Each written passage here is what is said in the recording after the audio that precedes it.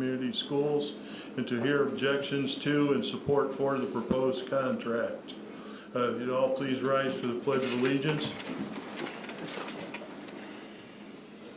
Allegiance to the flag of the United States of America and to the republic for which it stands, one nation, under God, indivisible, with liberty and justice for all.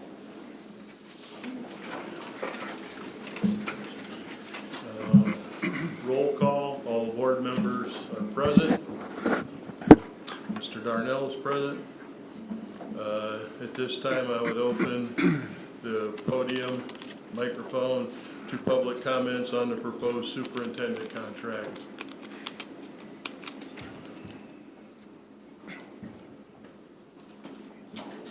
Mr. Self, would you put the contract on the screen, please?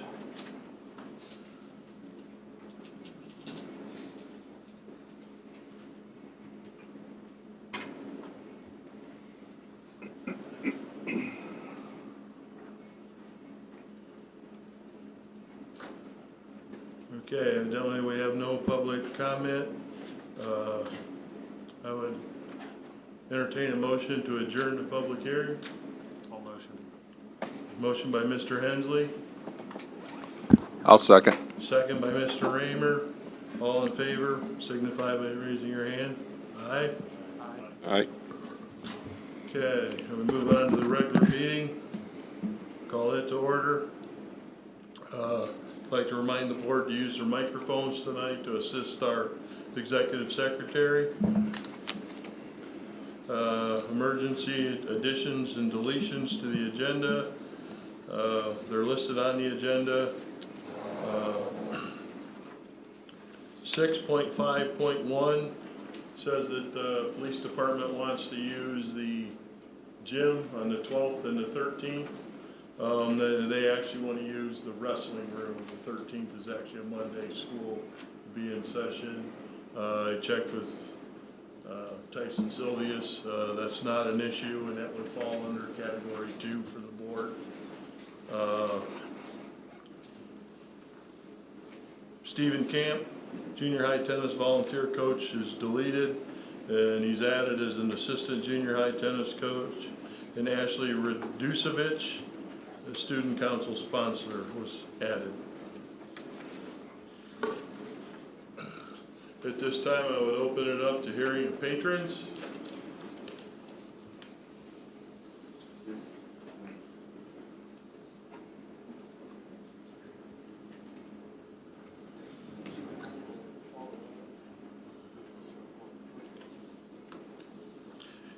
Are there any comments from any of the public members with us tonight?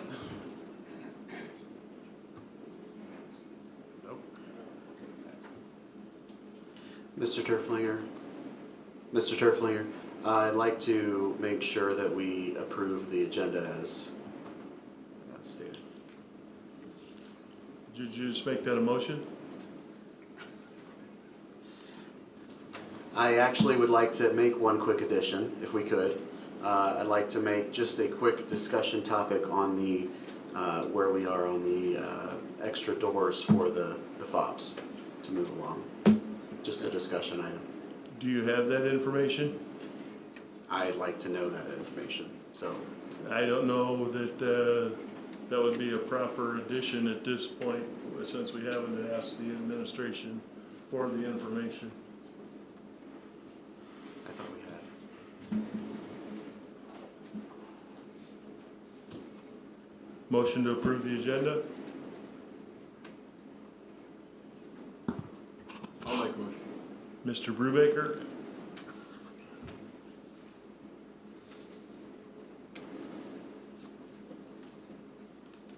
Do we have a second to approve the agenda? Were we done with Robert's request? All I'd like to add is an update, an informational update from Mr. Darnell. That's why I was asking to add that. That's all. Is that something you could do today? I can do that today, yeah.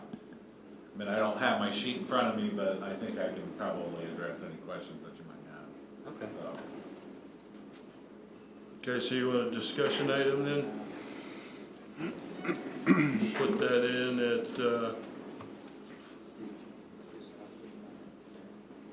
8.3. After 8.3. I'll second the motion to approve the agenda. All in favor signify by saying aye. Aye. Motion to approve the agenda is unanimous.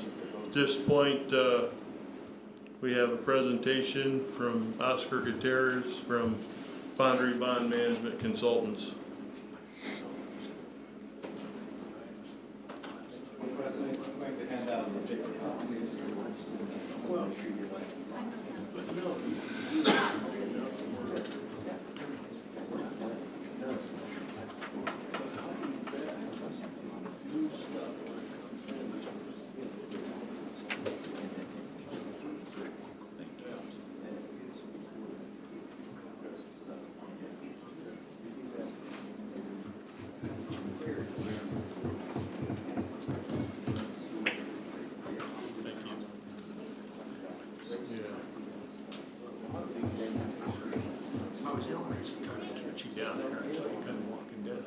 Yeah, I wanted to work on this. Sorry about that.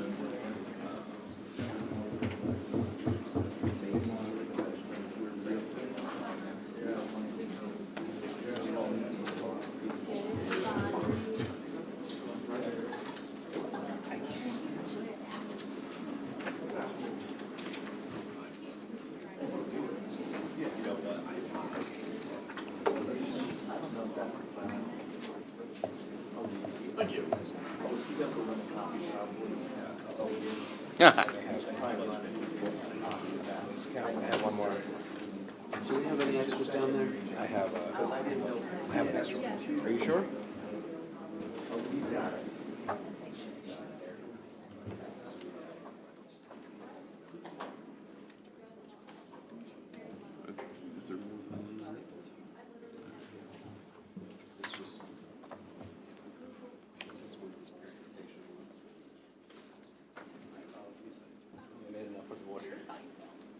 Did you want this back? This is your copy, I think. That's,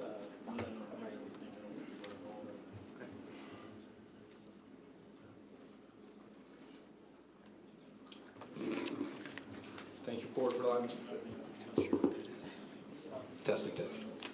Thank you, Board, for allowing me to be here. Again, my name is Oscar Gutierrez. My company is Boundary Management Consultants. We are registered municipal advisors. We are an Indiana-based company and the only minority and veteran-owned company in the state doing this type of work, and we're honored to be allowed to present to you today.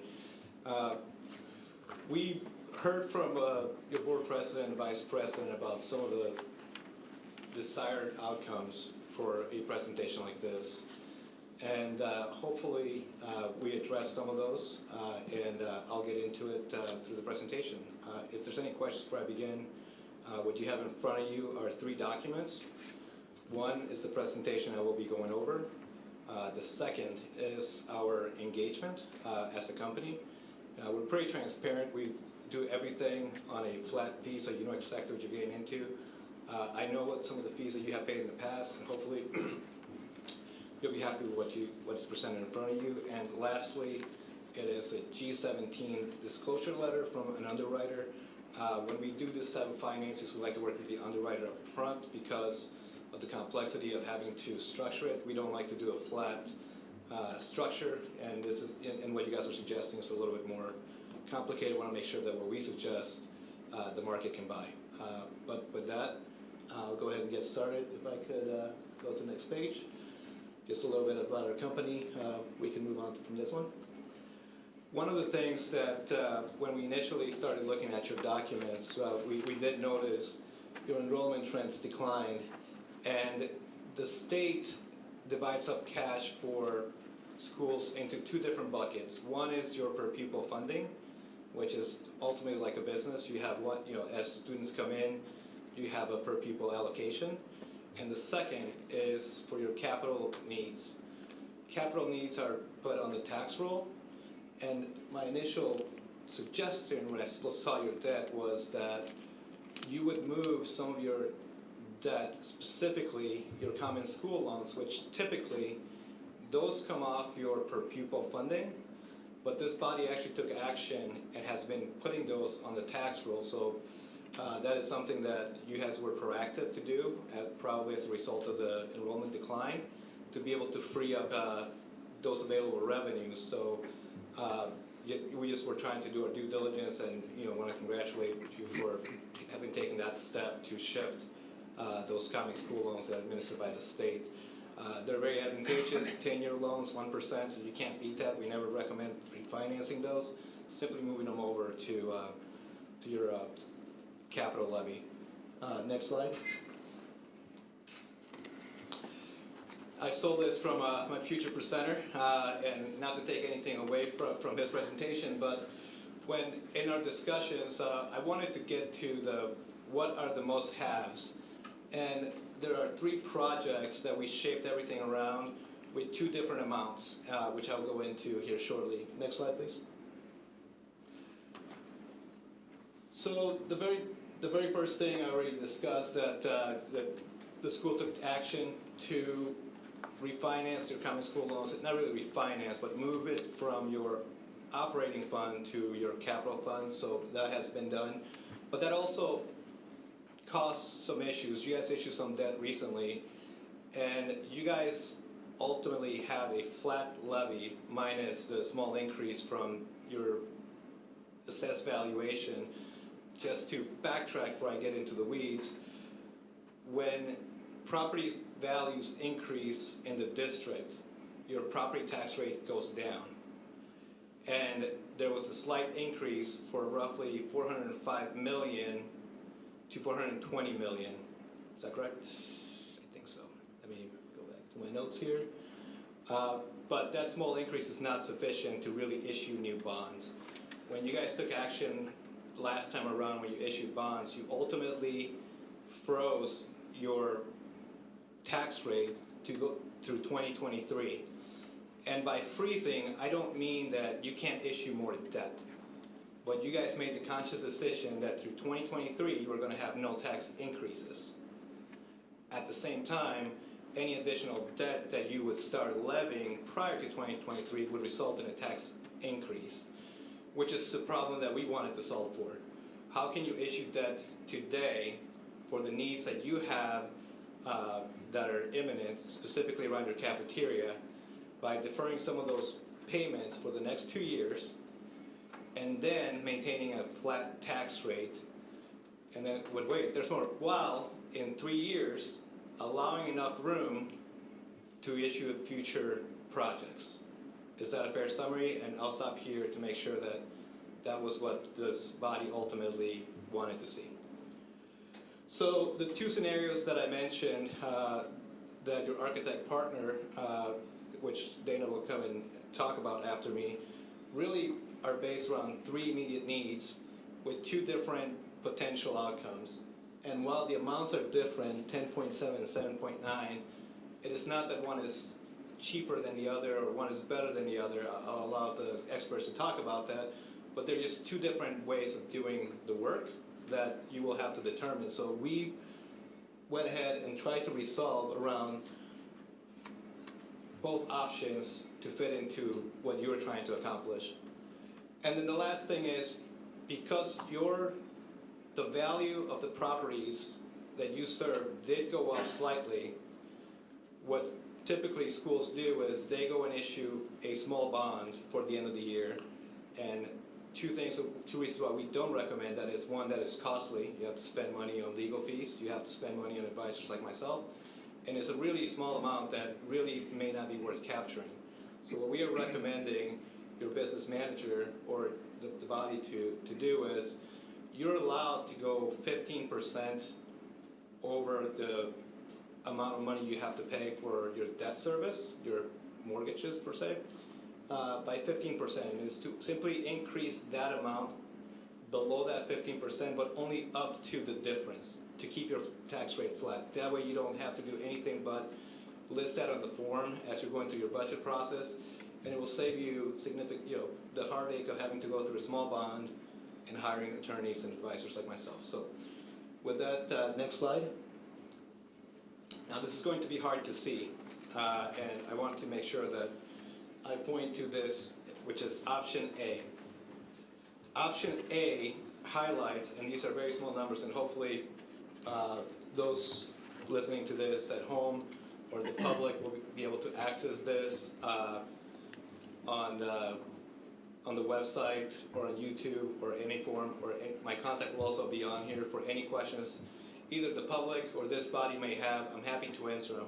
And I really went back and forth on this slide specifically because it's a lot of information, and I could have made it a lot simpler than that and just made small pretty graphs, but I felt that a lot of the substance would be lost in oversimplifying it, and ultimately wanted to make sure that everybody understood why the structure is being structured in the way that it is.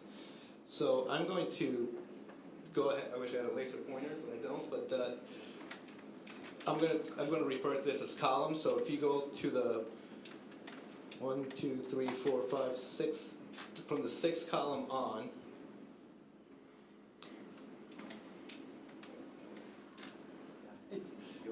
the other way. Can't see it just yet. All right, and I'll pause here.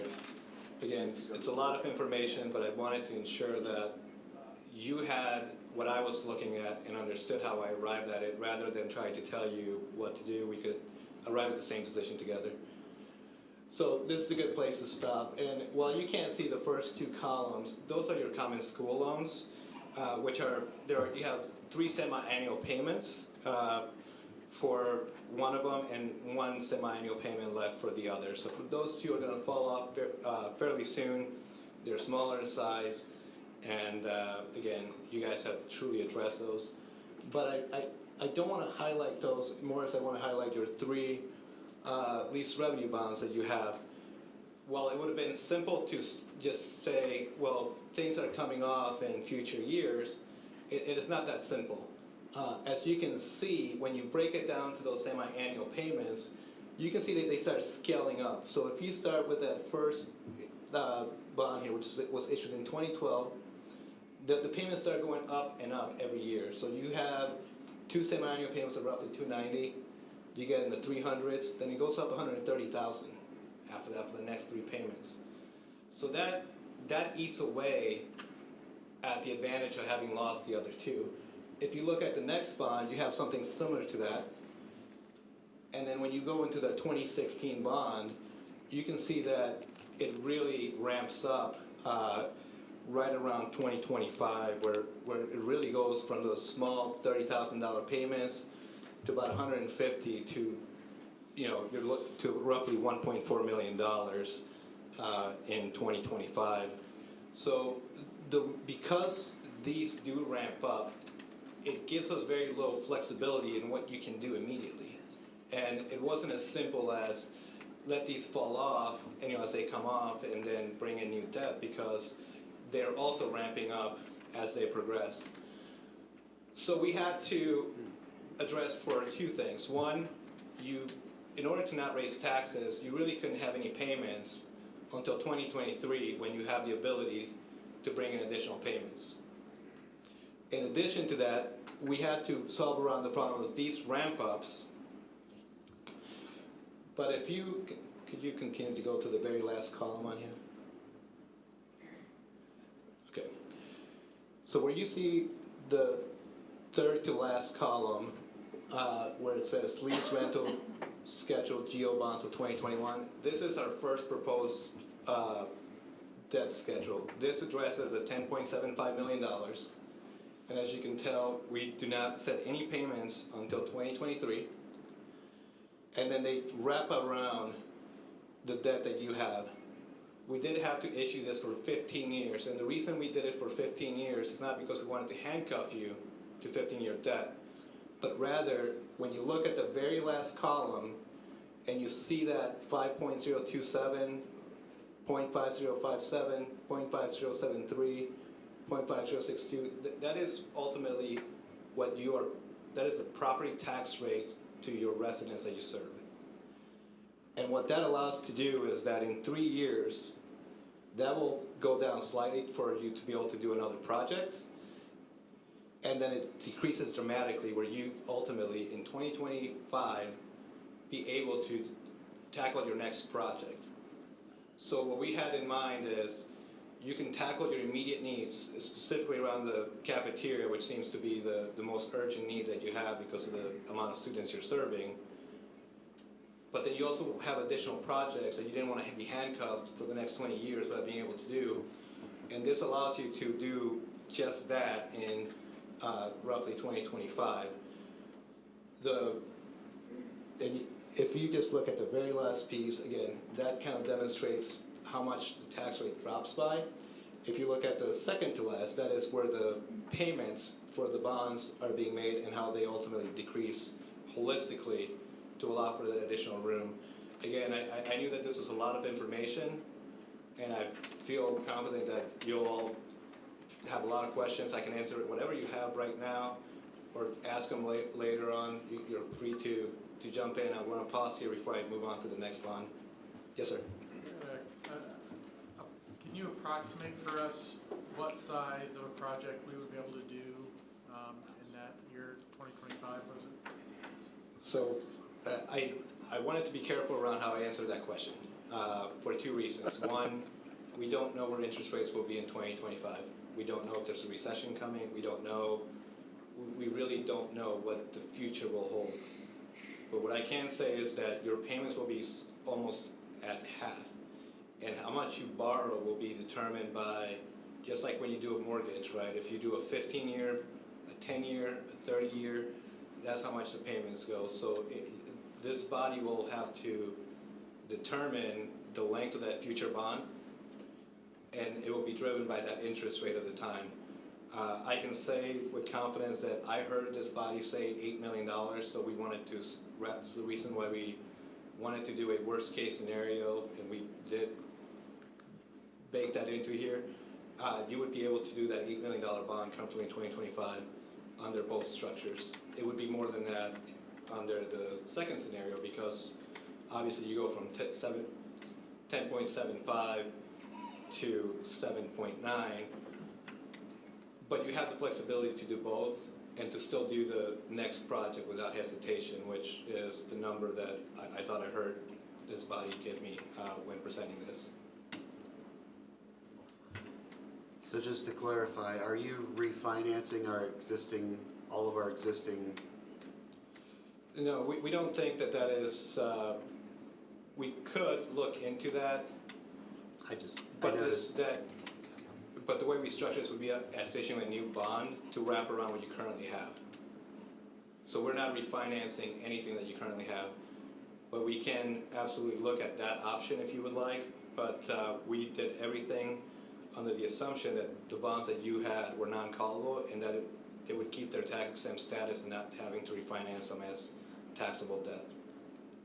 So we wanted to just do what made sense, but we can absolutely look at it. Potentially the 2012s may be able to be refinanced, but I would really need to have legal counsel give the go-ahead on the 2016s and the 2013s, especially because of the tax implications.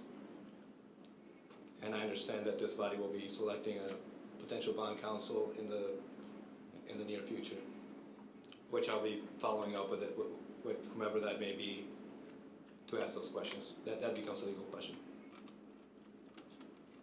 If allowed, we'll look at it only if it's advantageous. Also, Oscar, doesn't it become a financial issue to refinance those bonds? I mean, you could be looking at a difference in interest rate and just the discount that you're paying on that could be cost prohibitive, I would think, in my mind. So sometimes not. So it really, we did not look at refinancing these because of the years that they were issued. We assumed that they were what the term is callable. But we'll check with legal counsel if there's a mechanism to do so. If there's savings, we'll absolutely recommend that. Why wouldn't we? But just by looking at the years in which they were issued, at first glance, our instinct is that at least the 2013 and 2016 would not be eligible. And to issue them as taxable debt as low as interest rates are, it would really have to be a compelling case to just tack on all this additional legal costs for you. Because what you'll end up saving in interest, you'll end up paying to me and the attorneys. I mean, I'll take it, but, I would be. Brody, you have any comment on that at all? Any knowledge on? Oh, so you're talking to me. I would imagine that it probably doesn't make sense. I do not know the character of the most recent bond issue, but I could. Yeah, just from the legal standpoint, whether they were. So, just a comment here. I mean, we did, I've been on the board here, 2.5 years? We did do a bond. Still trying to figure out. I'll leave that a little bit. Going back over. 2020? No, further. Like, what's the benefit and structure in that payment back? Why did they do that? Honestly, I wouldn't be able to answer that. It could have been driven by board guidance, staff guidance. I was not, haven't been involved. My best guess was to keep the tax rate flat, and they just backloaded at least the 2016s to account for the other debt falling off, and that seems to be the reason why that would be. That's the most likely scenario, but I honestly can't answer for the group that might have done those bonds.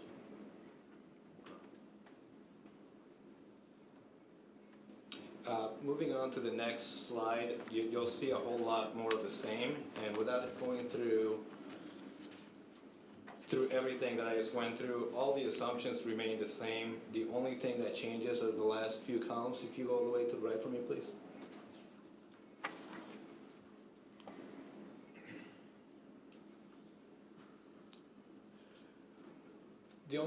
The biggest difference you'll see here is simply that obviously the payments would be much lower for this. If we wanted to right-size this to be less time and less length of what you borrow for, and ultimately match it to the first scenario, to only allow for that 8 million, then that would be, you would have less years on it, just like any mortgage where you do it in a lower amortization. So we just structured it to match it for you to be able to see the difference in capacity. Obviously, we can do that for a shorter term and still allow you to match the numbers from the previous scenario. But this was more of a comparison. You see a much more drastic drop in the rate, which would allow you for a lot more options for your next project. But not much more in this than that. This would be, for again, this scenario is ultimately matching the same amount of years for the $7.9 million. And then again, I'm happy to address any questions after you digest it. Anybody from the public that is here that would like to ask those questions, I'm happy to answer them. My contact will be on there. The next page is simply my contact.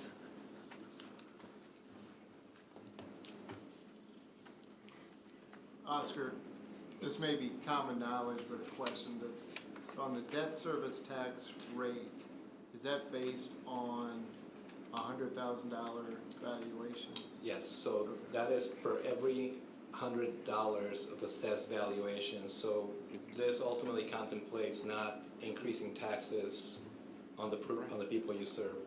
There's a whole much more complexity than that once you start bringing into consideration what the units that you overlap with do. The town, the library, the county, the township. If they increase their taxes while you didn't increase yours, it may eat away. So it's because of tax caps, you have a phenomenon called circuit breaker, where you're taxing individuals more than you're able to collect. And that is a whole different analysis, but we based everything under the assumption that the desire was not to raise taxes on residents and come up with a solution to address the projects that you needed and allow room to issue additional projects in the next 3 to 4 years for the other needs that the school has. So flat tax rate flexibility for future boards, and then trying to, you know, take care of some of the past blemishes maybe. With the predication, and then the principal, you know, along with the interest rate, trying to balance that out. What interest? Well, Lawrence, I can't speak again for when we'll actually issue this, but I can tell you that Lawrence Township issued $80 million at 1.2% interest. So I can't say that I'll get you that, or that you will be able to match that in, you know, a few months when you're doing this. The thing that I want to point out is that this doesn't have to be done today, tomorrow. It really is when you want to really start the projects, and we can get started as early or as late as possible. Really, it's this body's determination on how soon you want to get started on the projects. Because you really have until 2023 to really start issuing the debt, so there's really, you know, mid next year would be the latest that I would say you should take action, but it's not something you need to immediately hit today. I think getting the right information from your architectural partner, I think you guys got there. I think you've been working at this for a while, so you may be there, and I think you're pretty close. That is all for my presentation. The other document that you have in front of you, it is my contract. It's up to you whether you want me to go through it. It is a pretty straightforward compensation. We do everything on a flat fee based on the type of structure we're doing. I know that you recently did a small bond issue. For something like that, we charge $5,000.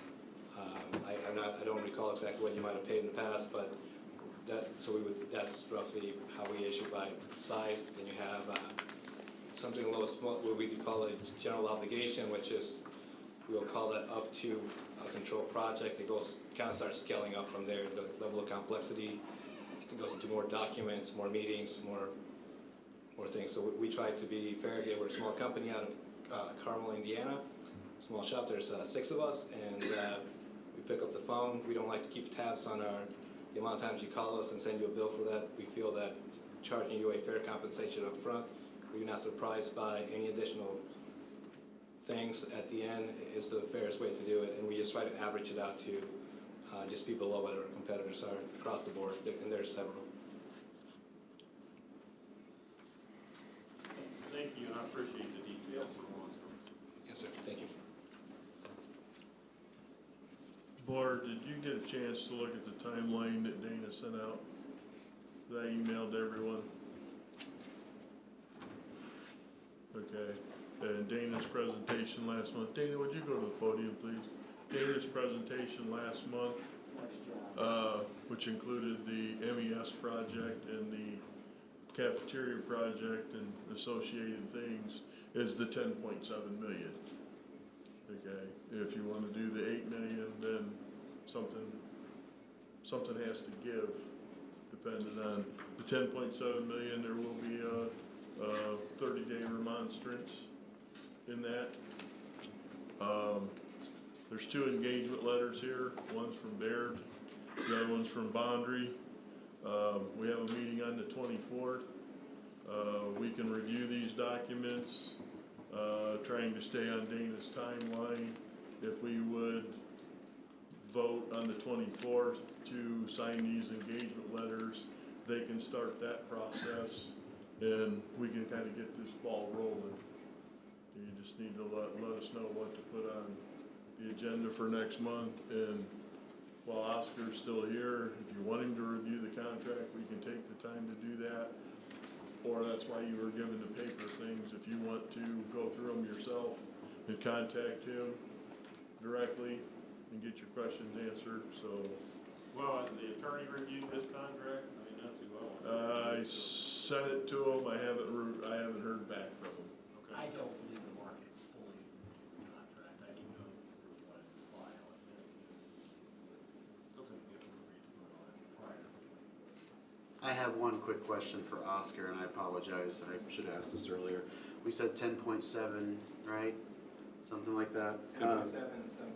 Okay, so on the bottom of on here, on this sheet.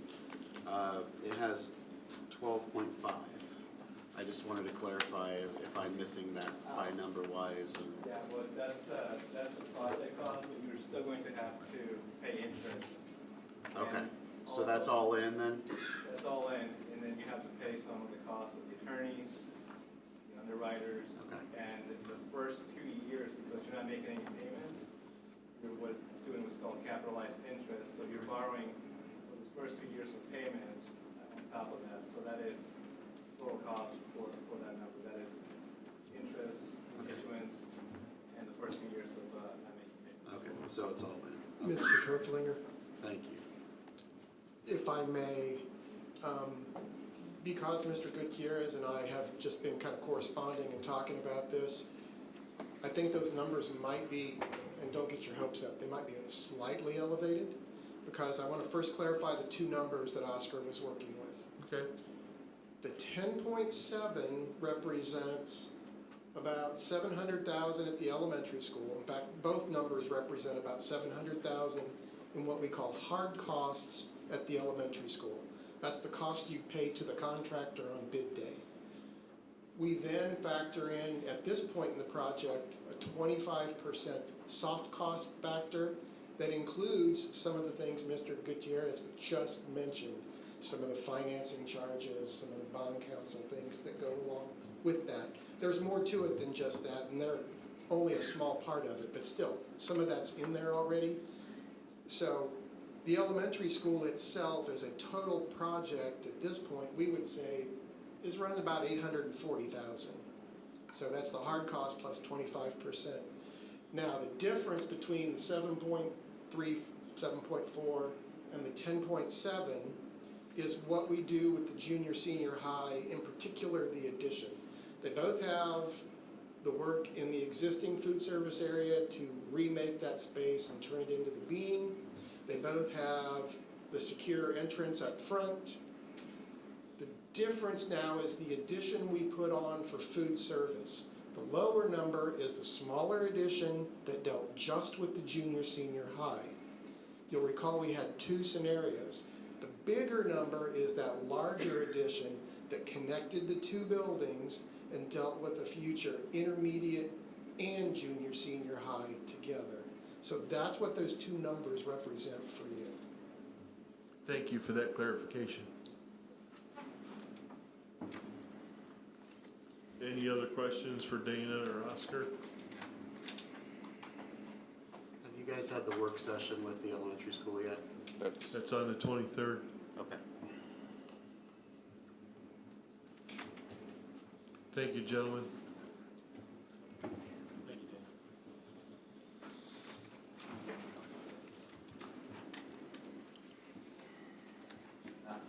Dan. Okay, we had down the next item to introduce the new AD. He is, Cross-country meet, team showed up late. Yeah. It's not gonna be- cross-country team showed up. He's at the cross-country meet running things, so we'll have to schedule him another night. At this time, I'd like to introduce Randy Libby, our budget consultant. Good evening. I'm not used to presenting at a podium, so I hope my heels are tall enough to get it right. I did print off the budget pack for the 2022 budget. That should be sitting in front of you. So I hope that this isn't new for everyone. Let me introduce myself. My name's Randy Libby. I am a business manager in another school corporation. This is my 11th year doing budgets. I was asked to help Manchester complete their budget for this next year, and this is just where we're at the moment. We're about 98% completed with the budget. We've got a couple more weeks before we want to publish. Tonight is to give you an update on where we are, as well as answer any questions. So this is our budgeted funds. In recent years, 2019, we combined funds and consolidated. We also have a rainy day fund, but we don't and haven't budgeted that through the DLGF appropriation process. Please stop me and ask questions throughout the presentation as well. Within our education fund and operations fund, these are some of the expenses that we take out of those two funds that are allowable now beyond the 2019 year. And then debt is pretty straightforward. Oscar alluded to this. This is going to pay your debt payment as well as unreimbursed textbooks. We do take out tax anticipation warrants, so it's going to pay interest on temporary loans, as well as anticipated debt. That's typically budgeted in a year that you're going to issue new bonds.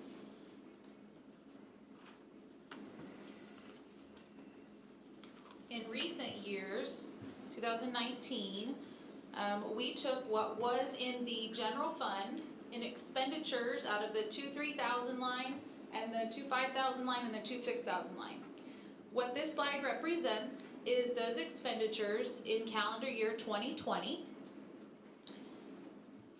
and then removing items that were already in the capital projects plan to get up to a net difference of what we are to transfer, right? So we are transferring on a monthly basis from our education fund into the operations fund because there wasn't revenue to go with these new expenditure requirements. We have to kind of guesstimate what that would have been based on historical trends in cap projects, transportation, bus replacement. So in 2020, we transferred 1.5 million. Out of the net differences of those expenditures, that would have been 1.223, it's almost to the bottom, the fourth column up, 1.2 million. With the growth quotient, the way that it works, we actually increased in our levy, so considering new revenue within the operations fund, we actually transferred a surplus of $451,000 into our operations fund in 2020. Considering how we want to move forward into the 2022 budget, I would expect that we want to go a little bit lower than that. We did go lower than that for the 2021 budget. We went with 1.2 million, and we've been transferring that over a monthly period. So in 2020, the total transfers in the education fund divided by the total revenue in the education fund ended up being just below 14%. The statutory limit is 15%, or the recommended statutory limit is 15%. Once we go above that 15%, we kind of get a slap on the hand. You have to explain why you went over that 15%. So substantiate why. So in 2019, we did go over that 15%. We reduced that in 2020. I believe that in 2022, this should look approximately 750,000 because of the levy growth quotient increases. So not to go too much into the weeds, but I think that we should continue to decrease the amount that we transfer from the education to the operations fund. Is there any questions on this slide? I know that that's a bit complicated. Good? So the advertising requirements, I don't think that this is new for anyone. These are going to be published on the website. This has changed in recent years. It's not put into the newspaper anymore. In the newspaper, I do like to publish just where to locate the budget, where to locate the capital projects plan, as well as the bus replacement plan.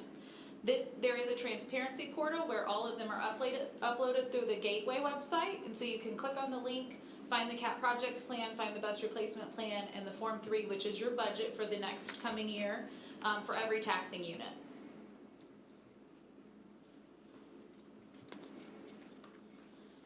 So considering our budget variables this next year, you know that education fund is primarily dependent upon enrollment.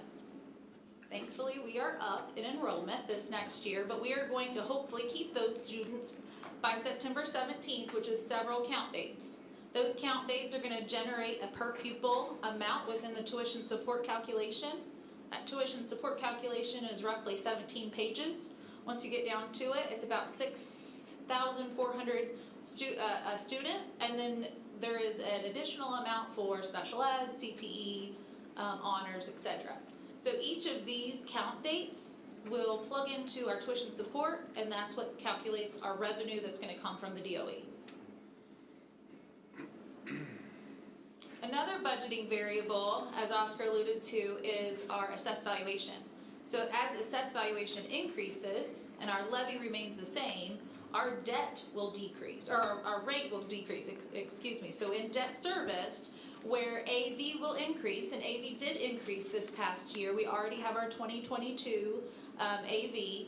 If we were to remain at that same levy that we requested the year before, our rate will drop. So what Oscar alluded to earlier is that you want to continue to maintain that rate by increasing your levy, and they try and come up with this really nice science of how they're going to estimate what AV is going to be and continue to keep that tax rate neutral. With operations fund, it doesn't really, it does change the rate, it does, but really levy is gonna be capped in your operations fund. That's based on a 6-year growth quotient on farmland assessed valuation. And so as a state, we get a factor that goes towards our levy and cannot increase beyond that amount. So for this next year, it's 4.3%. So what we do is we take our levy from 21, we multiply that by 1.4043 to come up with what our max levy will be for the 2022's budget. It doesn't really matter where rate falls, it's going to likely fall because AV increased. So the taxing unit will have less overall once the budget forms are all worked out.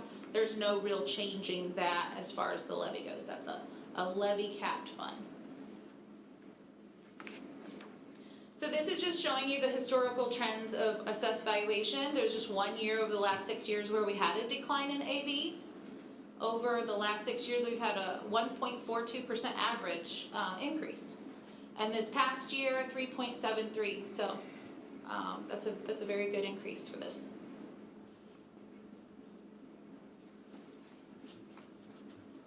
ADM trends. So obviously we see the declining enrollment. The silver lining in this slide is that we are ticking up this next year. We're bringing kids back. So conservatively, I always go low because that's revenue. I go high with expenditures and hope that they go in the opposite direction when actually everything comes to fruition. So by going low, I've been working with Randy and the tech department just to make sure that we're coming in with a conservatively low number but a realistic number for ADM this next budget season. So we've got 1410 on there. We are definitely above 1410 now, but just know that that's a worst case scenario. So getting that uptick is going to provide more revenue. This past legislative session, legislators actually gave education for tuition support, they gave 4% increases, right? So that's going to compound. By adding those students, we're also getting more per pupil this next year. 4% per student? It's 4% of the overall budget from legislators, so looking at it for a per pupil is not going to necessarily equate to 4%. It may be 6%, it may be 3% for some school districts. It's where they fall within those categories. But overall, the state budget is 50% funded for K-12. They increased that budget by 4%. Yep. Good question. So this is the tuition support trend where you see this last year. We're projecting an uptick.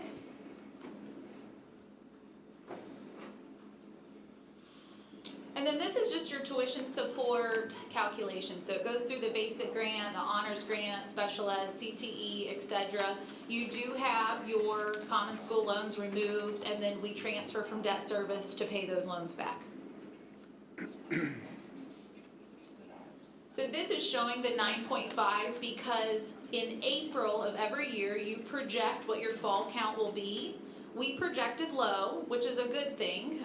To reconcile a lower number, you're going to actually end up after September's count, November and December payments are going to reconcile and they'll be that much higher. So you'll get the revenue back. It'll just be November and December by the time they reconcile your September count date. So this is going to show the 9.5, but in reality we're getting 10.19, right, at lowest case scenario. And so we're going to get another $150,000 each month in November and December more in our tuition support payments. If that makes sense.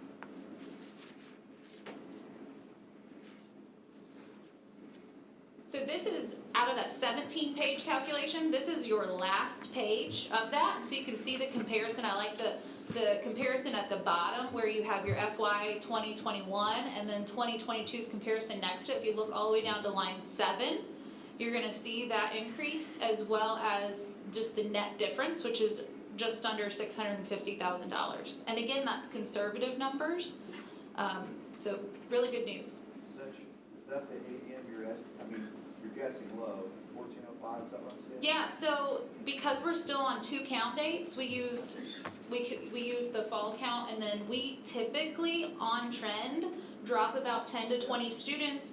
There's gonna be a multitude of reasons why we drop students, early grads, expulsions, etc. So I dropped that down to 14, and so the average between the two is the reason for that 1405. Mhm.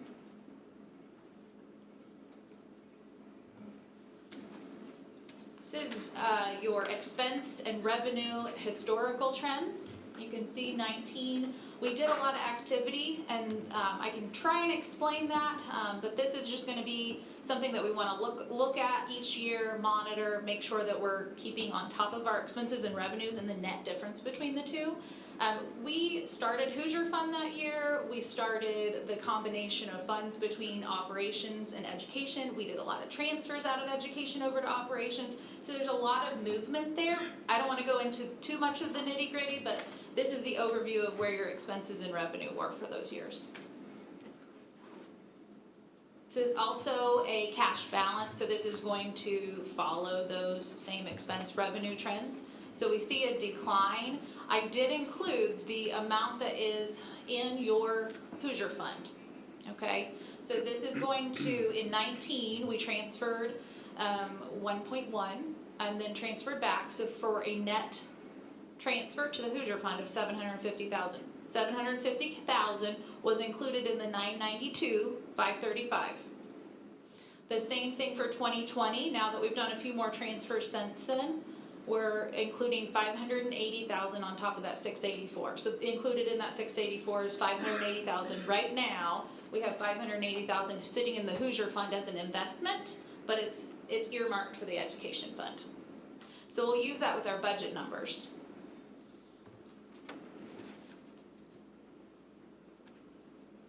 This is just your operations cash balance trend. Operations, and this is before 18, I don't like to look at a trend for operations, but now that it's becoming more operational in nature, I like to start at least mapping this out.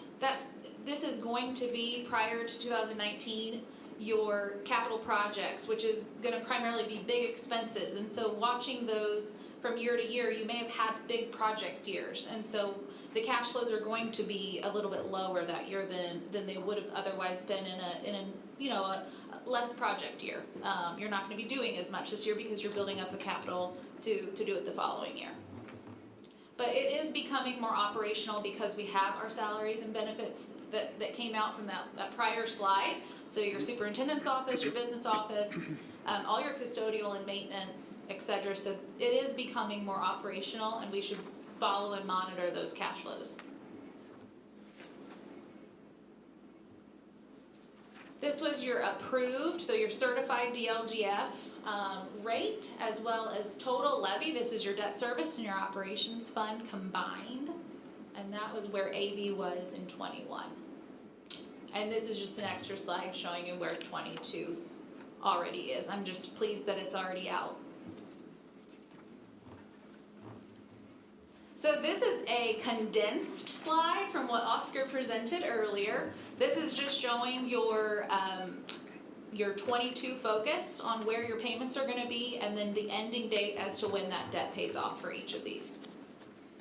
So for the total bottom line, we have just under 2.4 in payments that we'll make, and that includes your unreimbursed textbooks, as well as some interest on temporary loans and potential anticipated debt. I did increase that $400,000 in there is because of anticipated debt. Not knowing where you guys are going, I'd like to publish high, and we can back that out through the DLGF process.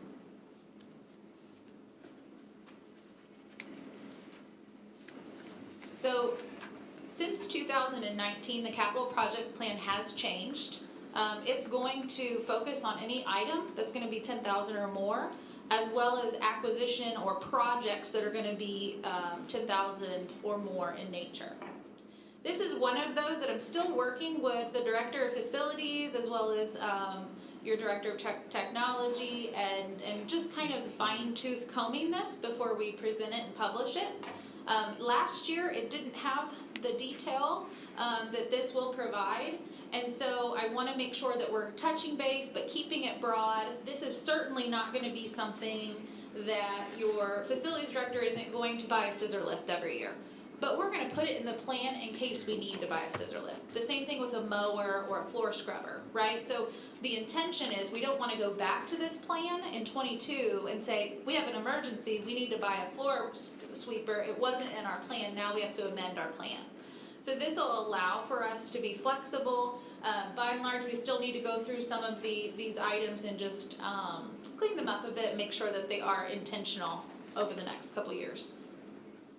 And so there's 3 slides that are going to go through the items, the first 2, and then the second or last slide is going to be, I'm sorry for those that are looking at this, this is very tiny print, but it's basically site developments, it's going to be mechanical improvements, it's going to be for each building very, very static. The bus replacement plan has also changed in the last few years. It used to be a 12-year plan. It's still based on a 12-year replacement schedule, but it's just condensed down to 5 years. And so working with Imogene and working with where our bus fleet is, the recommendation would be to replace a 2004 and a 2005 full buses there at the top of the plan. You do lease 2 buses, so you can see there in row 19 and 20, we have some payments set aside for those to pay off in 2023. And this last slide is what I was referring to earlier is the Form 3. Your budget estimate is just at $10 million. That allows enough flexibility based on your expenses. That doesn't include the transfers, so your transfers will be on top of that. They don't, the DLGF does not work your transfers as part of your budget estimate. It's a separate line item. And so just looking at salaries, benefits, your supplies, all the items that you need to purchase out of education fund, I like to use round numbers and I don't like those numbers to change. What will likely change is your levy, but I don't want my line 1 to change. That's what we've talked about, we've worked around, we've had lots of conversations about. We want to make sure we maintain this levy. There are going to be a couple items that come up over the next couple months to work this budget the way that I'd like to. One of which is going to be, we don't have enough appropriation right now in our education fund to get through the rest of this year. So we will need to do additional appropriation. We'll make that a part of our next few meetings. And then I'll provide the supporting documentation to the DLGF to make sure that that comes true. As well as your operations budget, that likely it won't need an additional appropriation, but we may need to reduce some appropriation in this year to make sure that next year is fully funded. And that's typical. I don't want you to think that that's non-typical. The way that the 21 budget was worked for the education fund, there was some items pulled out, mostly because of the transfers, and I think that we need an opportunity to explain to the DLGF how we're going to fully fund that, and take into account our Hoosier Fund. One thing that wasn't done during the budget process for 21 was the DLGF didn't take into account our Hoosier Fund balance at the time. And so working with that, working with the DLGF, I've had lots of conversations. His name is Ryan Burke, and we are on the same page, so we would like to move forward with doing a couple extra items this year. In addition to the couple extra items, there will be a resolution that will come out in our adoption hearing, and it's a new Indiana code this year for our tax anticipation warrants. The interest for those temporary loans, we have to provide an extra resolution. So there's a couple little tweaks that we'll make outside of just the regular budget process, but this is where we're at. I'd be glad answering questions. When you say appropriation, are you talking about a tax anticipation warrant? No. So a tax anticipation warrant is where you will not have enough cash flow. So the way that operations works is you will receive some small taxes, usually it's excise tax or a local income tax that will come from the auditor on a monthly basis, a smaller amount. We'll look at that during the financial update. But then in June and December is when your property tax comes. So you're gonna have expenses, especially now that it's becoming more operational. We're doing those monthly transfers from Education Fund, but sometimes it's not quite enough. So you take a tax anticipation warrant out, knowing that you're going to get your property tax later down the road, but you pay interest on that because you're taking out essentially a short-term loan. And in the last budget year, there was 17,000 and change. I know that Oscar, I saw that on his spreadsheet as well, he put that in his column to continue that. My goal is to get away from that. My goal is to work with you, hopefully provide some documents so that you can work on your cash flows and maybe avoid that in the future. There's another mechanism that you can ask the auditor for advanced draws. So you guys pay your taxes, you maybe get your bill in March, you go ahead, write the check out that day, send it on. You can actually start getting from the auditor 95% of tax payments that are entitled to you. And we're not currently doing that, but that's something I would suggest to do, is go ahead and just send a simple letter to the auditor, and they're required to give you 95%. And they'll typically send that as early as April, and then you'll get another large check in May, and then you'll get your settlement, which is the net difference, in June. And then the same thing will happen in the fall. So October, and then November, and December will be larger payments. Thank you. Yeah. Board, any other questions? So I plan on presenting this in September. There's not gonna be a lot that changes, but we'll go through some of the like nitty gritty on the capital projects plan, and really the bus replacement plan won't change. So there'll be a couple things that we'll wanna just go through and make sure that is what the wishes of the board are, and go from there. I do have one question. Do we have money set in the Hoosier Fund that would be used better elsewhere? Yes, we can go into the financial update if you'd like. No, I just, Yeah, so there are a number of methods. So since COVID, interest rates have just dropped ridiculously on investments. I think we have in the Hoosier Fund right now that 580 from the Education Fund, 250 from debt service, 200 from operations. Some money from rainy day, I think 355,000, and then there's some money from your construction. And right now it's earning 30 basis points. My recommendation is to move those back into the funds that they're intended for, because at this time, I know that at the time that we set up the Hoosier Fund, it was more interest than the checking account, but it's actually 5 basis points higher in your checking account than in the Hoosier Fund, so it's not earning the interest we'd like to see. okay, thank you. Yep. Our cash balance, I mean, it is what it is, but as in comparison, what you're, like, So my goal for a cash balance is always at least 2 monthly payments. I wanna get through payroll, right? So my goal, it might be high to some community members, but 18 to 20%. I wanna hold an 18 to 20% cash balance in both of my operations funds, so education and operation. And the reason for that is to not take tax anticipation warrants out, right? And then for education fund, there has been in recent years, Steve can probably remember this, we went 4 or 5 months without tuition support payments. Melissa Ambray at the state, she's the director of finance, has done a remarkable job. She's not gonna always be there. If we get into a situation where we're having delays from the state, I wanna make sure we don't have to take a tax anticipation warrant out because we're not getting our tuition support dollars on a timely matter. So my goal is to always have between that 18 to 20% cash balance. And we can work towards that. I have a full-time job. I'm taking on the budget in the nights and weekends. I really would like to get into the details as much as I would like to, because I know that there's areas that we could be saving. no. Yeah, thank you for your efforts. I probably understand more now than I have, so thank you. Good. That's what it's for. Do you mind putting and I apologize, the whole pack that I gave you, I thought it would be a bit redundant to put the whole pack up. So I wanna highlight a few. In front of you, you have your Form 9 fund report on the top page. This is just where your fund balances were from January to June. Consider your 1,700 fund is your Hoosier Fund, so think about what we were just talking about. So if you see the education fund was at 129,000, you gotta add in some of those cash balances back in. That's just an overview. What I'd like to see,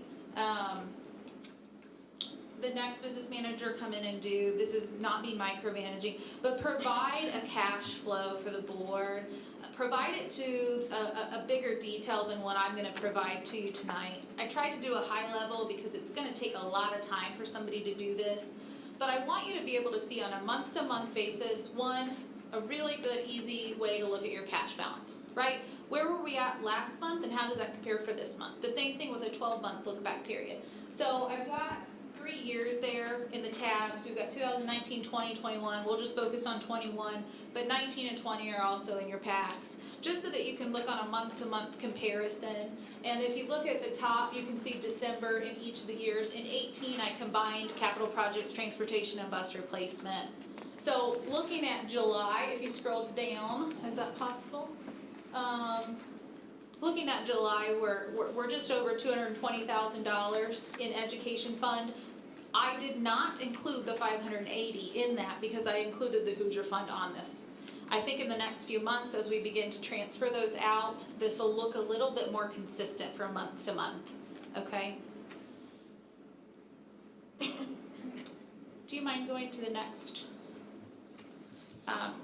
I did skip one. So the Hoosier Fund, this is just showing you where the cash balances were. That second sheet in there is just showing you what fund, general or education fund, debt service, operations, rainy day, and then you've got 2 700 funds. Those are your construction funds. So that's the balances at the bottom, the fund balance, where they're at right now. Total interest earned is $30,213 over the period of time since October of 19.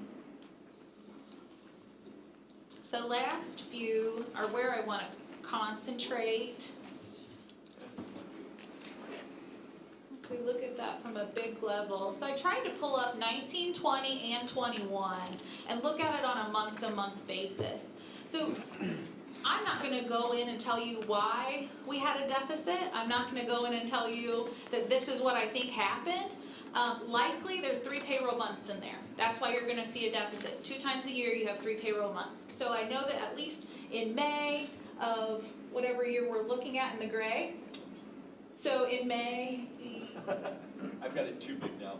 Yeah, that's fine. In May you see it here, in October you see it here. Likely payroll was the reason for that because we had a 3 payroll months. So you're gonna see that cash flow, but you'll see it pick right back up, right? The other thing might be true if you purchase a bus, right? So you're gonna see that cash flow dip. If you purchase anything really large tech equipment, if you purchase repairs to a chiller, sometimes that's a bigger expense. Those are where you're gonna see those declines. The reason I'm presenting this to you isn't to go through the details because I don't know them, right? So we're going to have an expectation that whoever is sitting here in a few months, they are going to provide this detail to you so that we can pull out the outliers. Why in this month did we decline, right, by 400,000 in this fund? I know exactly why, and I want to highlight that to you at that moment. So I presented the education and the operations. They're on 2 tabs here, and I can send this to you electronically if you'd like. But what I'd like to see in the future is actually this kind of expanded so that we look at the 100s, which is salaries, the 200s, which is benefits, and then 300s, which is professional services. I want you to look at it on an object level because what you're going to see is on each month, you're going to see each number go up and down, and then you'll see an outlier. And then that will allow the board and the superintendent and the business manager to have questions and comments on why that number is inflated from month to month. But you'll be able to see it at such an easy way. It's not something that you're going to look at like a whole page of appropriations, because I don't even get anything from that, right? I need to see it in a format where I can easily say, okay, this was a bad month. Why was this a bad month? right? It wasn't just a 3 payroll month, it was because of XYZ, and we, put more out there in ADM than we thought we would as far as like special ed.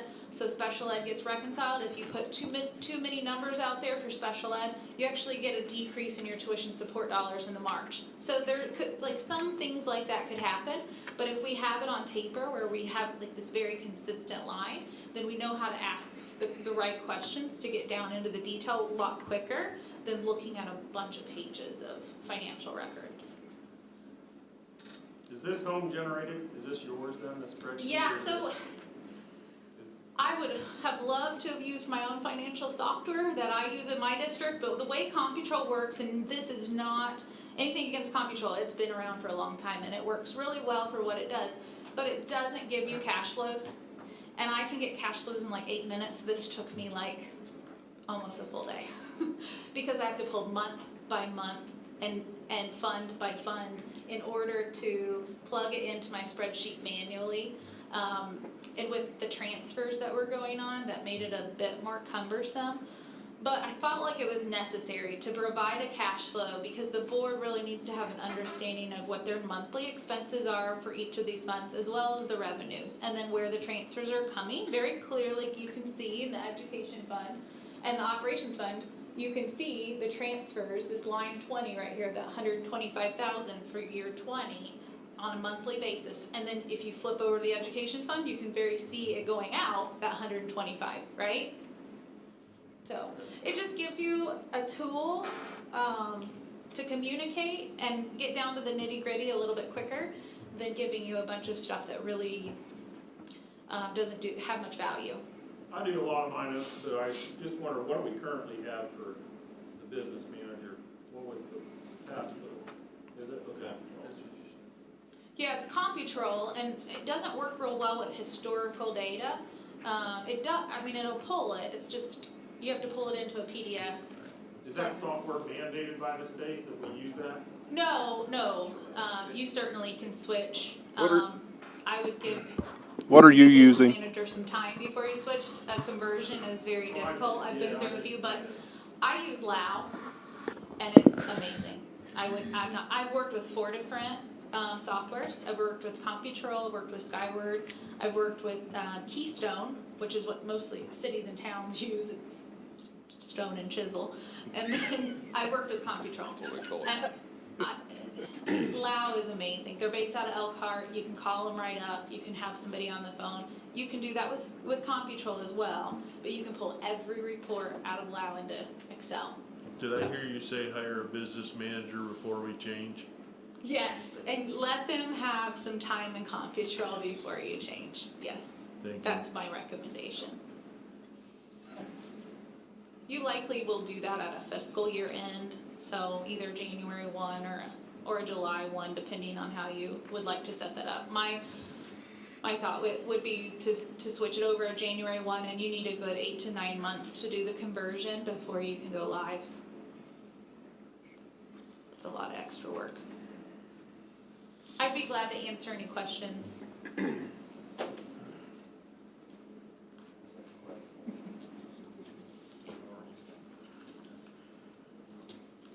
Dr. Lippy, did you have a question? I just saw a comment, that was ridiculously great, I mean, that was awesome. Nice job. Thank you. Thank you. Thank you. Thank you. I would echo the same. Thank you. Absolutely. I Sorely second that. needed. I do plan on presenting a financial update on September as well, just to cover August, and then the same thing. It might look a little different as I tweak some things. It won't take me as long, right? Because I'm just updating 1 month now. Oh, that's fine. Yep. Thank you. Thank you. Thank you for your work. Okay. Moving on to consent items, was in your packet board, the minutes, the claims.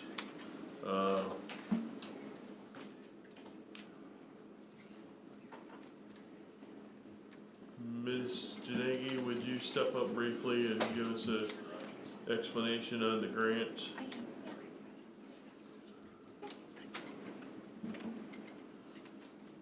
Yeah, I'll just give you a quick overview. At the beginning of August, we received 2 grants. The first one was from the Indiana Department of Health for $8,500, and it's all about teachers, which I think is amazing. It's to enhance teacher workspaces and to promote healthy habits. We're gonna offer them some monthly opportunities for exercise and nutrition education. So that was from the Indiana Department of Health, $8,500. And then from Explore Learning, our letter of congratulations says that we were the first district ever awarded a year-long math success grant. So I'm excited to know that we were kind of the first in that area. But that grant that you see in 6.3.2, that is for a product. So it was an in-kind donation, not just a monetary donation. So it is to access Gizmos, which is the world's largest library of online simulations for science and math in grades 3 through 12. By the time we were done with it was a two interview process. By the time we were finished with our second interview, we were awarded the K through 2 product as well, which is Science for Us, for teachers and students. And then also that grant would cover 3 to 4 days of professional development, so our teachers understand how to use the product in a highly effective manner. I'm going to guesstimate the value of that is about $35,000. Wow. Questions? Any questions, board? Thank you for sharing. Okay, I'll go ahead and read the donations. We had a donation of $15,000 to Manchester Community Schools for this academic year from the Ford Meter Box Company. We had a donation of $25,000 to Manchester Community Schools for the SACA program from the town of North Manchester. That's the Industry 4.0 curriculum. A donation of $2,500 to the boys and girls golf teams for a golf simulator from George M. and Edith L. Merkel Memorial Golf Endowment. That was facilitated by the Community Foundation of Wabash County. A donation of $1,000 to the softball program from anonymous donor. A donation of $250 to the soccer program for a target shooter from the Manchester Athletic Booster Club. Donation of $1,100 to the football program for helmets from the Manchester Athletic Booster Club. A donation of $100 to the girls soccer program from an anonymous donor. A donation of $200 for the girls soccer program from Sightworks LLC and Jason Connolly. A donation of $325 to the FFA program from an anonymous donor. Thank you to all of those donors. Facility rentals, as I stated at the beginning of the meeting, the North Manchester Police Department falls under Class 2, and they would like to use the weight room in the evening on September 12th and 13th. The SRO officer already has a key to the building, so there'll be no cost to the district to get the building open. And that's it for the consent items. Do I have a motion to approve?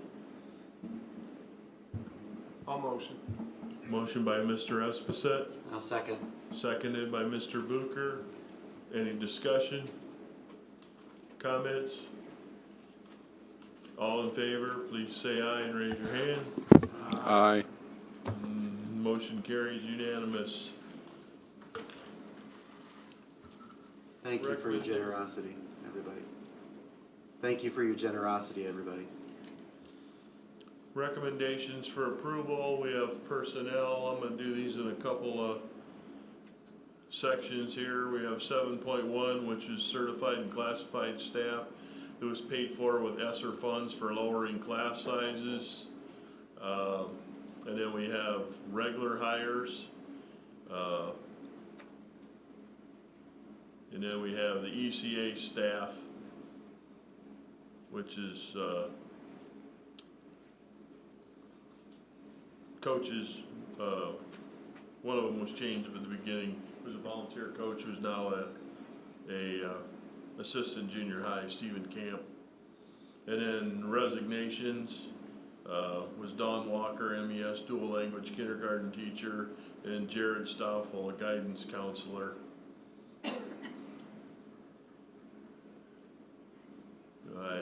motion to approve the recommendations for approval? So moved. Mr. Raymer, I'll second.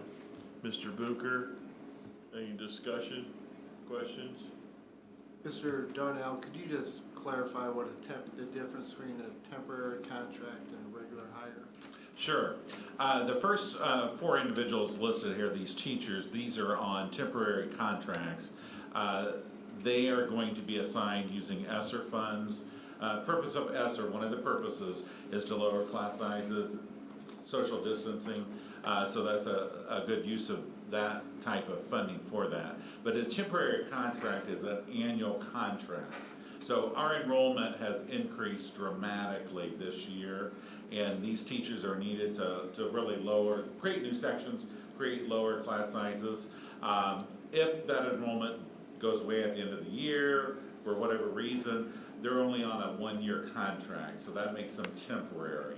So these folks know that's the understanding. Enrollment stays there, and students in 3rd grade roll into 4th grade, then that will just continue on.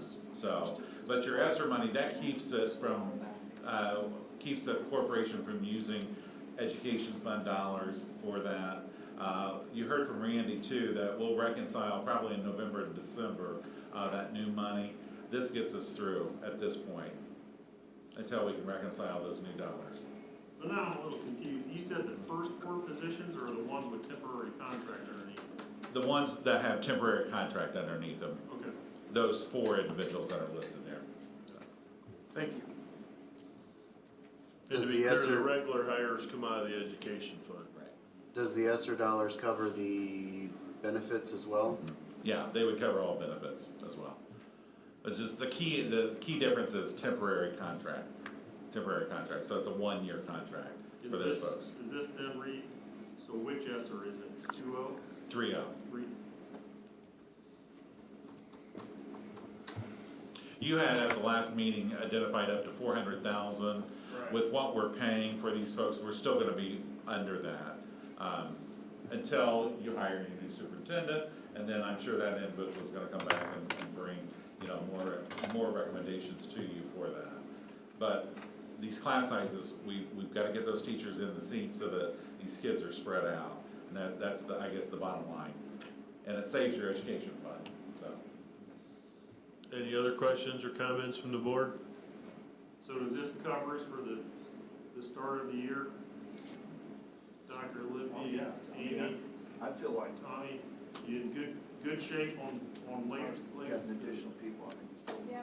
Yeah, we're real pleased with the outcome of this as far as it's impacted our class sizes. It's been helpful. Good, thank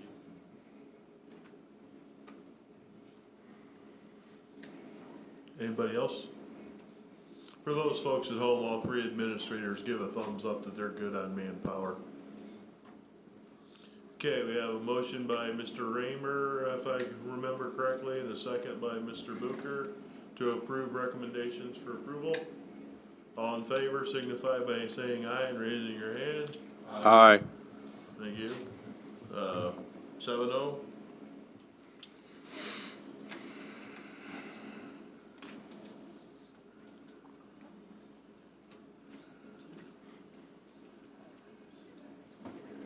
Okay, 7.2.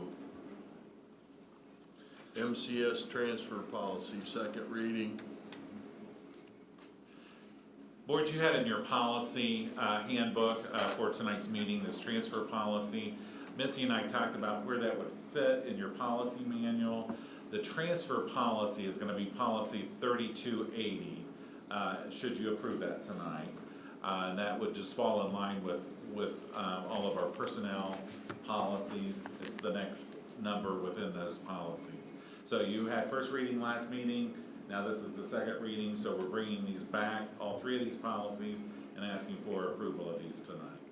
Do you have the numbers for the hiring policy and Sure, electronic? hiring is 3290. And electronic participation falls under board responsibilities, board structure. It's policy 1210. Thank you. Okay, we have the transfer policy up. Do we have a motion to approve the second reading? So moved. Yes. Mr. Esposito? I'll second. Mr. Brubaker seconded. Any comments? Questions? Okay, all in favor signify by saying aye and raising your hand. Aye. Aye. Motion carries unanimous. 7.3, the hiring policy. Motion, please. I'll motion. Mr. Raymer, motion to approve. I'll second. Mr. Brubaker, second. Any discussion, questions? Okay, all in favor signify by saying aye, raising your hand. Aye. Motion carries 7-0. Electronic participation by board members in board meetings, second reading. So I think we have a little issue on the update here where we changed, where it said in writing at least 4 hours prior to school board. The one we have posted still, I think, still says that versus like a day's notice or. It says 4 It says hours 4. prior to the school board meeting right there. You got. Yeah, it says 4 hours, I think. That's what it said. But didn't it say in writing on yours? It says in writing at least 4 hours prior. Yeah, we were gonna we struck the in writing, I thought. Yeah. Can we approve it with that change? Yeah, you've already had your first reading, so this is the second reading, so you can change it to what you want it to say, if you want to change that. Well, it does say electronic means, so. Well, if I need it, I'm usually calling Randy or texting him, right? I mean, I'm not giving him anything in writing. It's just, yeah. So I make a motion to approve this policy with the word written notice struck. And I'll second. Okay, I have a motion by Mr. Booker and a second by Mr. Who seconded? Hensley. I was looking at Mr. Shaw and I thought, oh, wait a minute, which one of them talking? I'm sorry. We have a motion and a second. Any discussion further? As amended. Just for clarity, what do we, like, I'm good with it, but it says writing, in writing a couple different times. I'm under board member notice of participation. Says, Yeah, but is there again in writing? I'm on the email, so it says, and maybe I'm missing something, must alert superintendent, board president, in writing at least 4 hours prior to the school board meeting. Are we striking that? No, we're striking the in writing. So just, Under the board member Yeah, notice I of mean, I travel participation. lots, if I can't make it, I'm just no, calling yeah, Randy. I'm good with and that. Link, right? Just, so it's clean here. And So, then, the next sentence also has the written Yeah, I notice. think so you're we- striking the clause in writing after the word design designee, and then the next sentence striking. yeah. So you're taking this out in writing, and then down here, we're taking this word out, so it's not notice. I think that's what you Yep. wanted. Yep. Good, thanks, Rick.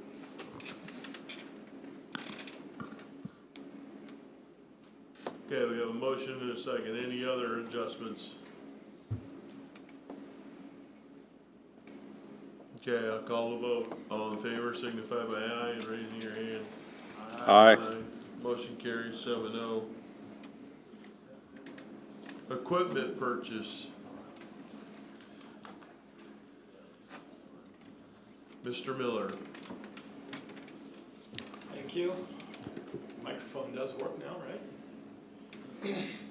Last month, as was noted earlier, the board approved $400,000 to be spent out of ESSER right away.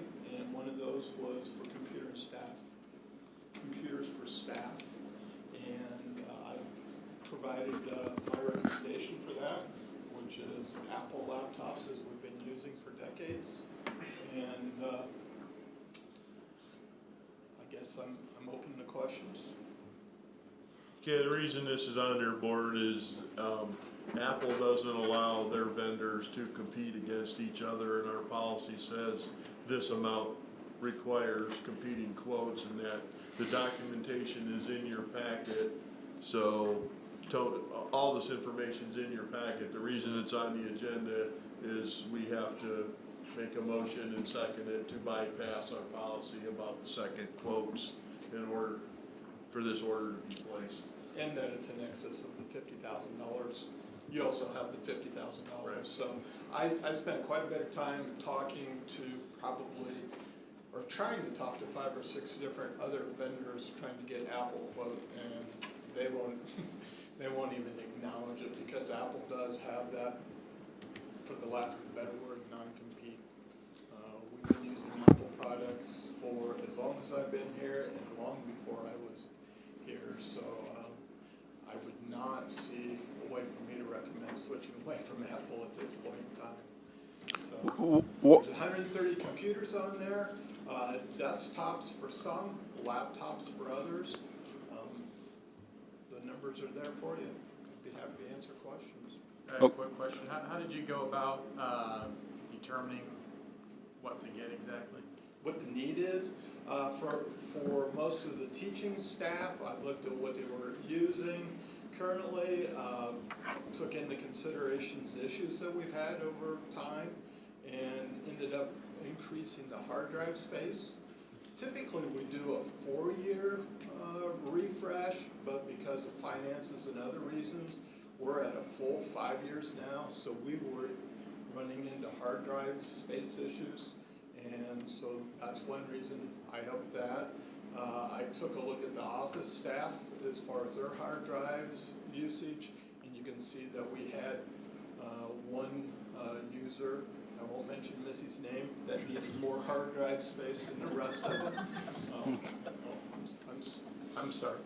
And then there's 3 of us that really have to run pretty much any piece of software that everybody else has, so we tend to have a lot of software installed on our computer and have to run that stuff all the time. So that's pretty much it. Do we currently, in conjunction to that question, do we currently, I assume we have server and like their own drive on the server, No, we minimize that. That's pretty much all Google. As much as we can, we encourage them to use Google. We tell them that only put on that hard drive what you have to, but over time, every time you install an app or you download things, it starts eating away at your drive, right? So that's not necessarily everything that's on your computer can't be put up into Google Drive, but pretty much everybody uses Google Drive for storage. Does that answer your question about it? Yeah. So if we're using Chromebooks throughout the system for the kids, and the teachers are really encouraged to use Google products as much as possible, Right. why are we not looking at Windows or Google? Because there's still applications that need to be installed onto their computer, and the Promethean boards and products like that do not work well with Chromebooks at this time. Do they work well with Windows? Sure.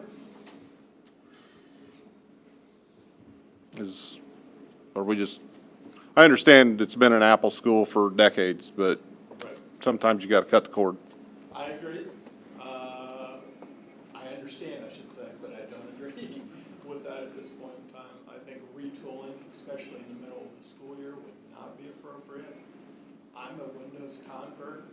I was certified Windows through and through, did Windows for 20-some odd years, worked here for a month and put my Windows laptop away.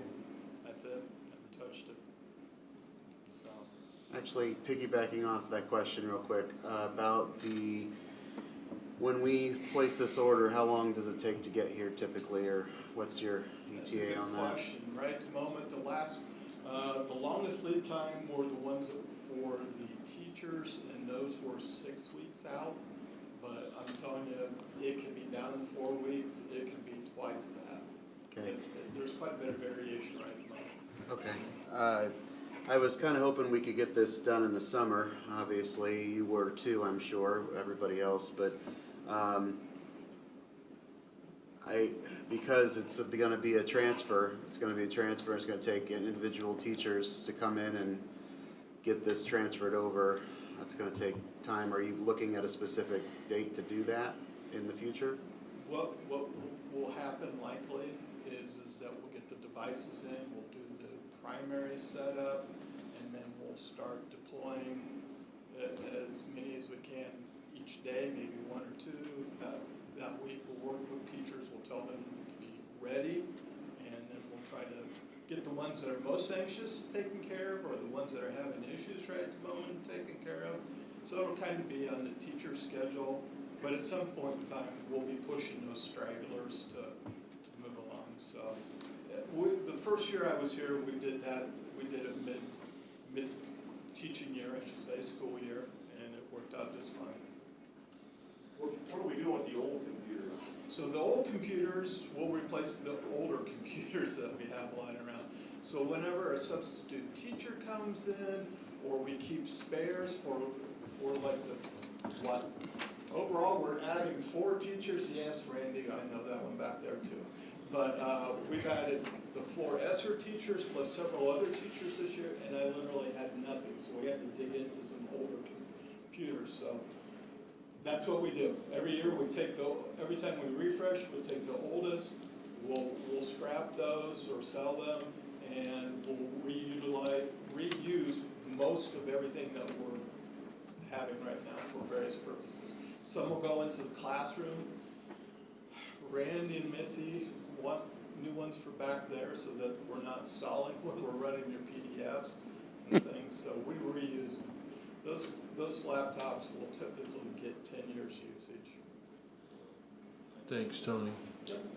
Okay, board, we need a motion to bypass our policy to approve this purchase. I make a motion to approve this quote and pay out of the ESSER dollar. Just please state that again. I make a motion to accept this quote, get them purchased, and pay for them through the ESSER dollars. Okay, do we have a second? Yep, second. Motion by Mr. Booker, second by Mr. Esposito. Any more discussion or questions? Let's vote. Thanks for the information, Tony. All in favor signify by saying aye and raising your hand. Aye. Aye. 7-0. I thank you, and I know the staff thanks you also. Okay, discussion information, Heartland update, soil borings have been complete. Have a meeting Thursday, they're going to present the conceptual 3D presentation.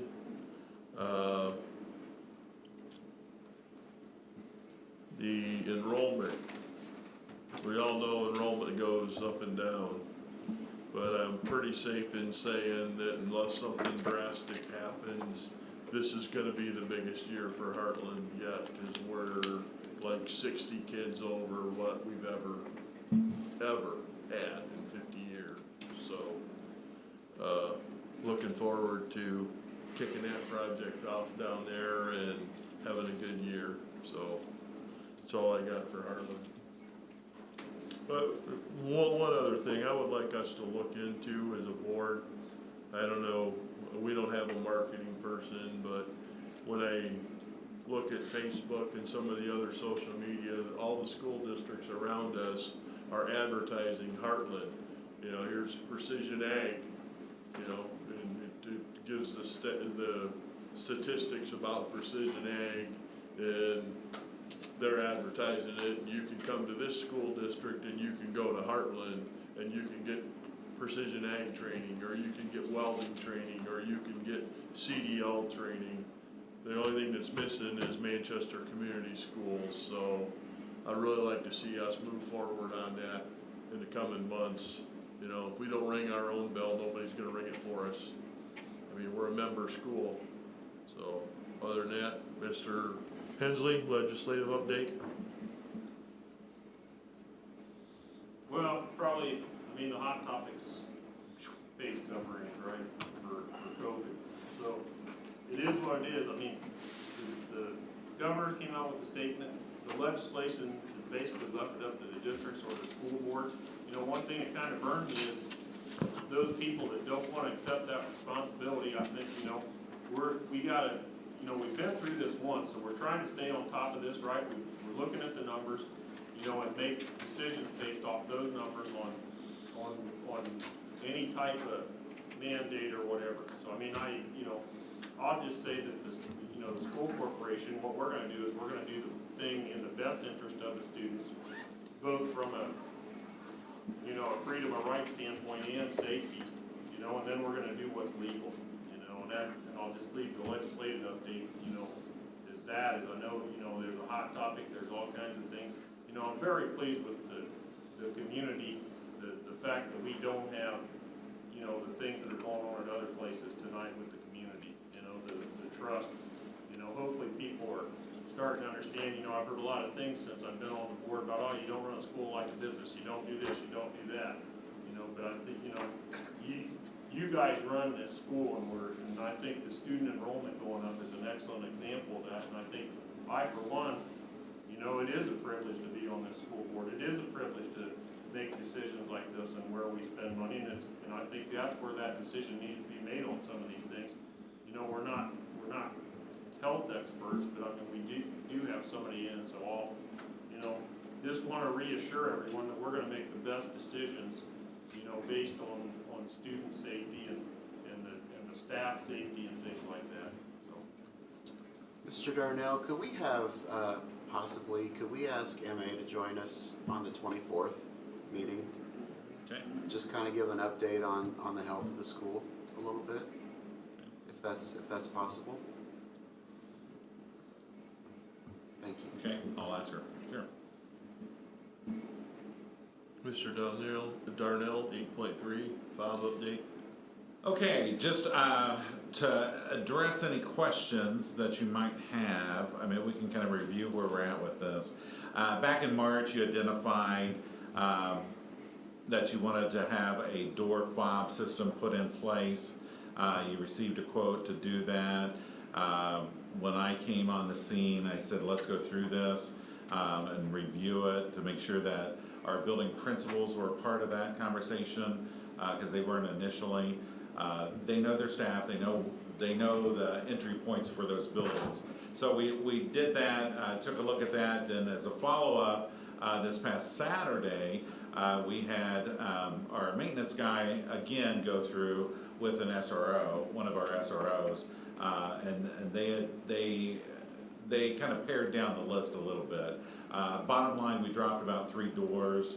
Our SRO kind of felt, no, you probably don't need that. That's more convenience than anything. So, I mean, we did drop down. So our quote is going to be a little different than what I had shared with the board. We dropped 3 doors, so I wanted to kind of bring you up to date on that. So, but when you look at the scheme of things, we're putting together a map of all of our buildings that will show you where the fobs will be located. But that's kind of, I guess, where we're at this point. So I know initially you put the quote out, you had probably went through the bid process, and TCSI was the company that bid on it.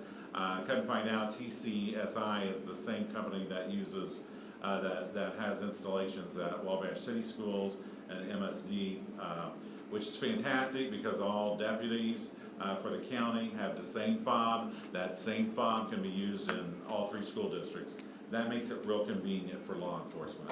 They like that. That makes it work. So, I mean, I don't know if that was planned or not, but that worked out really well. That company was used. So, that's, I guess, where we're at, Mr. Would you have other questions? One question. Have they installed any wiring yet of any kind? Have they done anything at this point? Yes, the wiring is installed for the original, the March quote all of that wiring is done. On all So, three- all on three? all the buildings. All four? They're kind of like other businesses, they're kind of on hold. They just don't have all the supplies yet from their vendors to really start the process. When we had a sit down with them a couple days ago, they said their goal is to have everything by the end of August. And in August, when they come on site to put the system in place, they'll have a presence until it's done. So they feel like they're gonna get all the supplies from their vendors and be able to go here, really, it's kind of like next week. If we add those extra doors, they're gonna have to do more wiring as well, but. Correct. Correct. And when they come on site, I mean, that's the plan. They're gonna run the additional wires and get that taken care of. So. I'd just kind of like to throw a reminder on this, is when we lock people in, we also lock people out. So I can remember a couple instances where where I've happened up on these schools. Matter of fact, down at the end of this one, and there was a girl that was supposed to go somewhere. She ended up on a bus, and she ended up out there in a snowstorm, locked out. So I'm just saying this to remember, as we secure the building, there's also, where we have these students, we need visibility on these students, whether it's a person or a camera or whatever.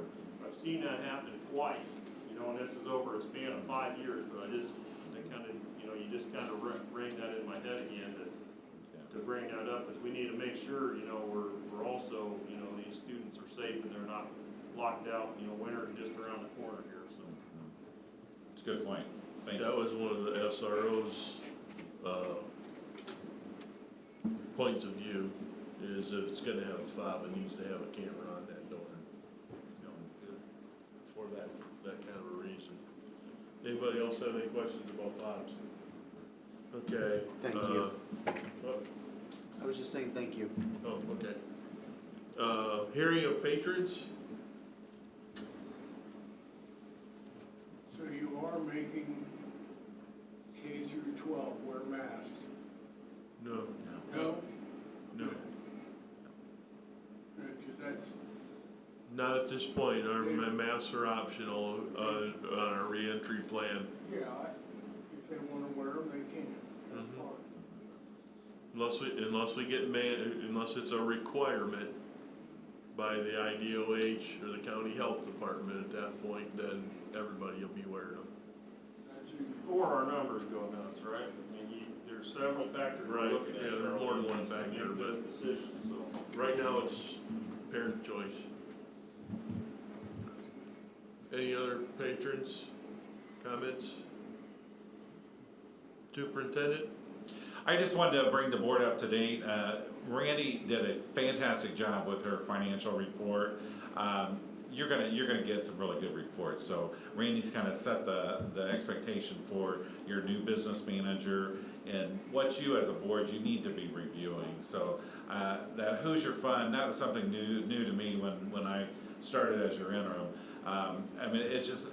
You gotta have the cash balances in those funds where they belong. Bottom line, you gotta, that way you can make informed decisions. So Randy's really brought that to light, and your presentation tonight was fantastic. So I publicly want to thank you for the excellent work that you're doing on behalf of Manchester Community Schools. And I appreciate you being conservative on the ADM, but as a superintendent, I get a little giddy here.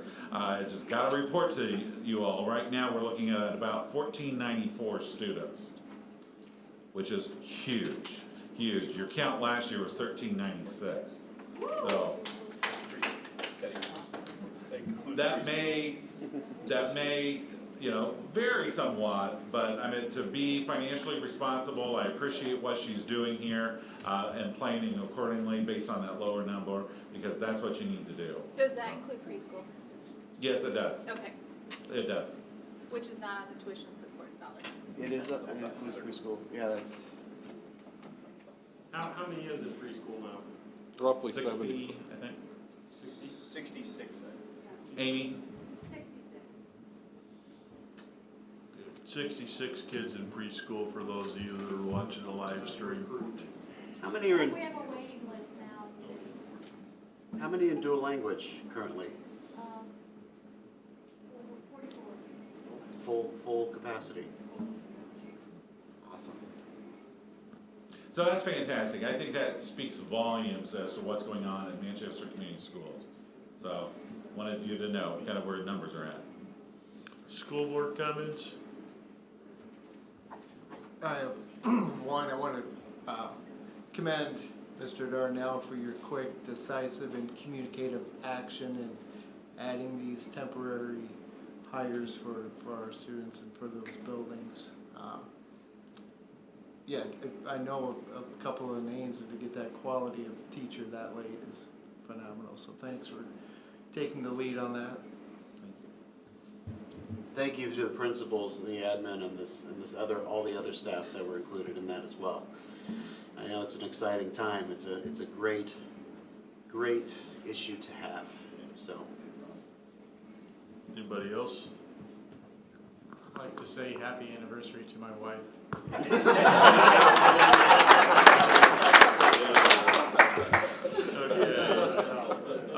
I would like to thank all the people who donated. I would like to thank Oscar and Dana and Randy. Awesome presentations, taking time out of your day and traveling.